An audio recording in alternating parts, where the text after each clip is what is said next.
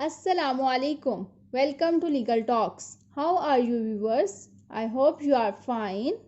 आज हम एनालिसिस करने जा रहे हैं the code of civil procedure Punjab amendment ordinance 2020 का निज़ाम अदल में बेहतरी लाने और दीवानी मुकदमात के जल्द फैसले करने के लिए गवर्नमेंट पंजाब ने आइन पाकिस्तान के आर्टिकल 128 के तहत ज़ाब्ता दीवानी में तरमीम करने के लिए 10 दफ़ात पर मुश्तमिल ज़ाब्ता दीवानी पंजाब तरमीमी ऑर्डिनेंस 2020 को जारी कर दिया। इस नए ऑर्डिनेंस का इतलाक़ पूरे पंजाब में होगा और ज़ाब्ता दीवानी में नई दफ़ात 26 को शामिल किया गया।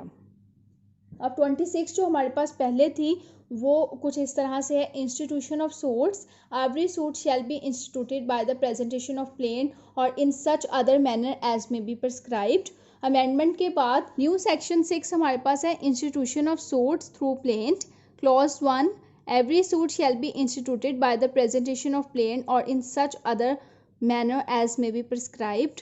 Clause 2, the plaintiff shall file as many copies of the plain as there are defendants to the suit to be sent along with the summons. यानी कि ज़ाब्ता दीवानी में नई दफ़ा 26 को शामिल किया गया, जिसकी रूह से मदई को हर दीवानी दावा के हमरा बवक्त दायरी जितने मुद्दा अलैह यानी जितने डिफेंडेंट्स होंगे उतनी प्लेन की कॉपीज़ को साथ लगाया जाएगा, ताकि जब समन भेजे जाए डिफेंडेंट्स को तो हर किसी को अलग अलग प्लेन की कॉपी भी साथ भेजी जा सके। क्लॉज 3 हमारे पास है, it shall be duty of the court to maintain electronic records of the proceeding in suit in such manner as may be prescribed, यानी अदालतें मुकदमात की कार्रवाई का इलेक्ट्रॉनिक रिकॉर्ड महफूज रखने की पाबंद होंगी। For the purpose of subsection the word suits include any proceeding in application, appeals, review, revision or anything incidental thereto. मुकदमात में मुतफ़र्रक़ दरख्वास्तें हाय, नज़रसानी, निगरानी और अपील वगैरह शामिल होंगी। इसके अलावा एक न्यू सेक्शन है section 26A written statement.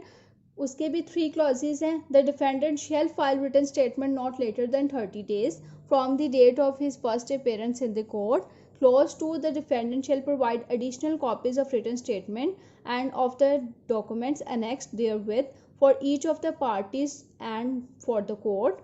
Or Section 3, if the defendant fails to file the written statement within the time frame provided under Section 1, the court shall close the right of the defendant. यानी अगर हम इसका analysis करें तो ये है कि जवाब दावा के दफ़ा 26A जो शामिल किया गया, इसके मुताबिक मुद्दा अलैह अपनी पहली तारीख हाज़िरी के अंदर 30 यौम जवाब दावा दाखिल करेगा और मदई अदालती रिकॉर्ड के लिए अजाफी नकुलात जवाब दावा के साथ लफ़ करेगा और 30 यौम के अंदर अंदर जवाब दावा दाखिल ना करने की सूरत में अदालत मुद्दा अलैह का जवाबी दावा दाखिल करने का हक भी ख़त्म कर सकती है। 26B भी न्यू ऐड हुआ है, framing of issues, filing of list of witnesses, recording of evidence and hearing of final arguments. इसके भी 3 क्लॉजेज हैं। The court shall within 7 days of filing of the written statement frame issues. The parties may, within 7 days of framing of issues, raise objections on such issues and shall provide a list of witnesses and certificates of readiness for the production of evidence. Clause 3, upon framing of the issues, filing of list of witnesses and certificate of readiness for production of evidence, the court may itself record the evidence as may direct a commission to record the evidence in the prescribed manner. यानी दफ़ा 26B के तहत जवाब दफ़ा दाखिल होने के 7 यौम के अंदर अदालत तनकीहात वाज़िया करेगी। तनकीहात वाज़िया होने के अंदर 7 यौम फ़रकीन तनकीहात पर एतराज़ात, फ़हरिस्त, गुआहान और शहादात पेश करने की तैयारी का सर्टिफिकेट दाखिल करेंगे।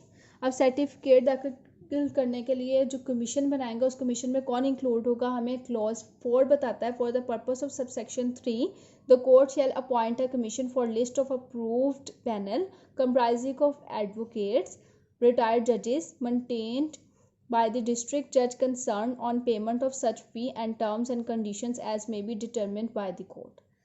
So, clause 5, the court of the commission as the case may be shall complete recording of evidence and proceedings in writing and through audio or video recording within 90 days of fulfillment of requirement contained in subsection 3।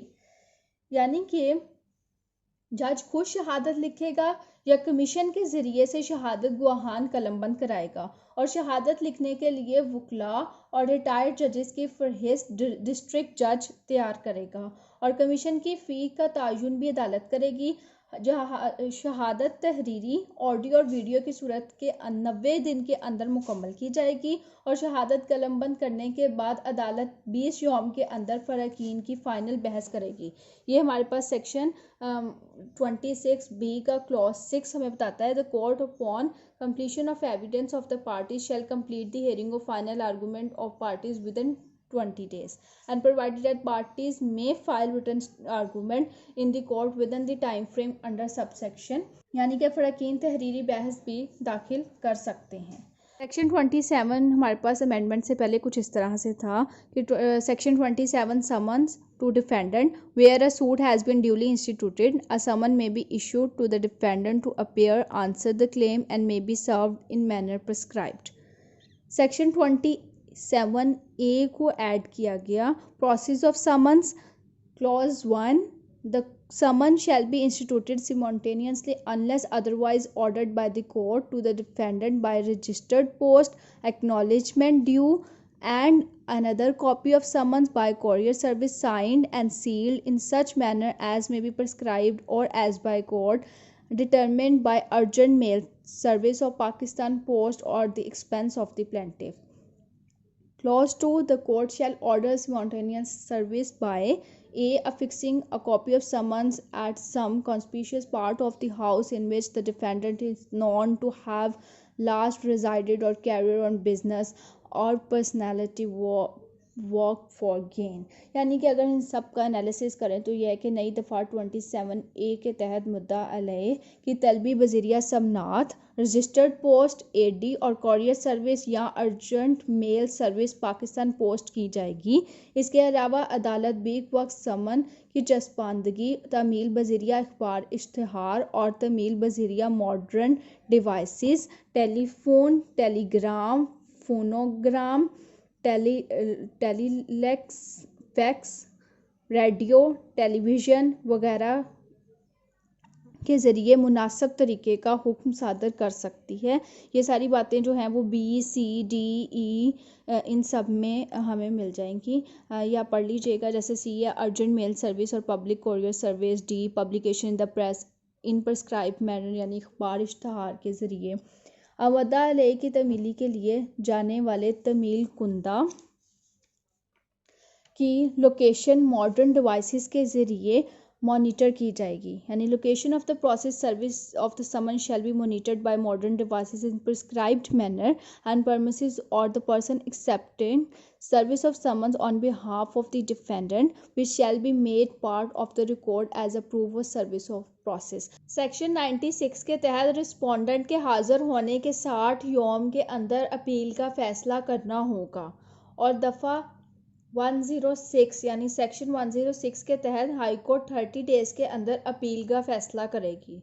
Section 115 के तहत district court निगरानी का फ़ैसला respondent की हाज़िरी के 2 माह के अंदर अंदर करेगी।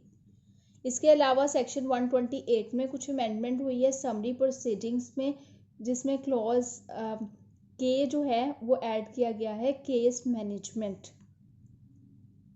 इसके अलावा सेक्शन 141 के तहत मुतफ़र्रक़ दरख्वास्त का फ़ैसला दिए गए टाइम में किया जाएगा। मुतफ़र्रक़ दरख्वास्त या दरख्वास्त अखराज मुकदमा की वजह से कार्रवाई मुकदमा मुतासर ना होगी और बल्कि जारी रहेगी, और मुद्दा अलय को अपने वक्त में जवाबी दावा दाखिल करना होगा। ज़ाब्ता दीवानी में एक नई दफ़ा 159 को भी शामिल किया गया, जिसकी रूह से ऑर्डिनेंस हाजा के वजूद में आने से कबल दायरा शुदा तमाम प्रोसीडिंग्स बशमूल दावा जात, अपील, निगरानी, नज़रसानी और दरख्वास्त हाई अजरा वगैरह को ऑर्डिनेंस हाजा के तहत डील किया जाएगा। ऑर्डिनेंस हाजा का इतलाक मास सवाए इलेक्ट्रॉनिक रिकॉर्ड फौरी किया जाएगा। इसे हम पढ़ लेते हैं। ये बहुत ही इम्पॉर्टेंट क्लॉज ऐड किया गया है 159 saving of proceedings.